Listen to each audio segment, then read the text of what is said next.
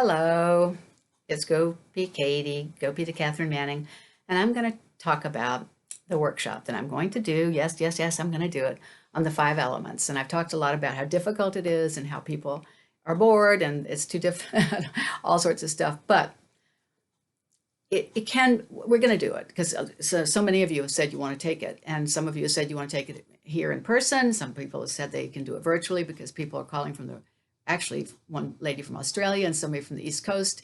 Yay! I can make it so that we can understand it. We can do it in 2-hour chunks. The 5 elements is the basis of everything. You know, our bodies are just nature made matter. And the 5 elements were before the sisters went to the Yellow Emperor and asked about Chinese medicine and to give the wisdom. It's the basis of Euclidean geometry, Plato's solids. Every element from fire to earth to metal to water to wood, those are the elements. In astrology, there's air, and in Ayurveda, there's air, but this is not one of those elements. This is the fundamental phenomenon of all, has a correspondence, like a taste, a smell, a season, a time of day, a circadian rhythm, a yin, a yang, a color, and everything makes sense and flows. You can diagnose disease.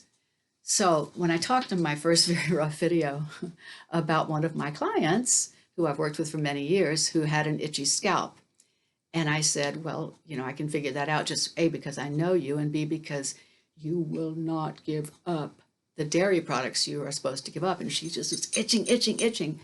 Now her process, and I could have muscle tested her to impress her, but is that the liver secretes hormones and histamines, and she has problems with lung, large intestine, which is a lot of with her skin. Lung, large intestine is on the control cycle for liver, and the two of them work in tandem, unfortunately the wrong way. So she's releasing histamines, and it's reflecting back to liver, lung, large intestine, scratch, release.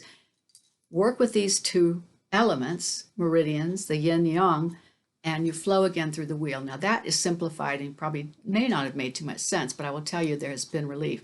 She gave up dairy, which stopped releasing these histamines, which stopped the wrong way flow, and the skin stopped itching, and she's better.